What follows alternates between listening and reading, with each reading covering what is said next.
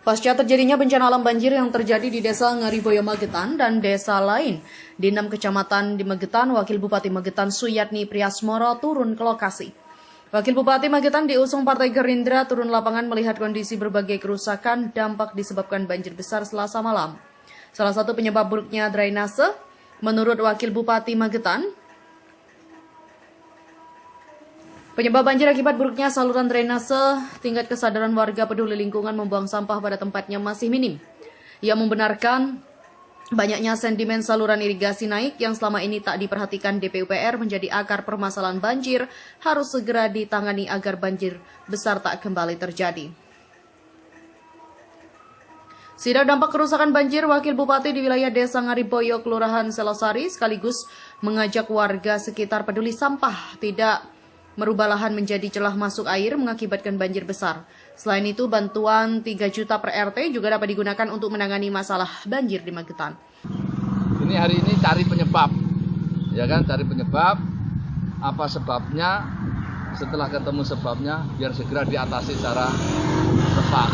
Contoh yang jalan di Ponegoro tadi Selosari itu loh, depan Joglo, ternyata ada sedimen naik, misalnya gitu, ya nanti akan diatasi. Nah, itu pentingnya maksud saya di kampung-kampung pun kan gitu sebuah problemnya. Maka antara lain dana RT itu penting untuk kerja paktinggo drainase gitu. Intinya kita harus makin sadar dah bahwa drainase harus fungsional. Nek ora itu cepat jalan rusak, duitnya negara entek hanya nggo dandan-dandan dalam waktu yang cepat. Jadi masyarakat semua harus makin sadar. Drainase harus fungsional. Maksudnya nek ngbuang sampah nang drainase ojo neh wis. Saiki sudah enggak zaman lagi begitu. Kan banyak masih buang sampah, buang apa. Sapu-sapu, petugas sapu-sapu kuwi. Lebokne nek sarangan nang pinggir dalan kuwi. Ada kan sarangan yang gitu besi-besi disapokne nang rono mlebu. Lah misalnya gitu. Enggak boleh lagi. Kalau rata-rata dampak kerusakan akibat hujan lebat kemarin apa sih Pak yang paling menonjol? Dalam dampak pendeknya jelas akan mengganggu kelancaran aktivitas sosial ekonomi masyarakat. Jangka menengahnya cepat merusak jalan.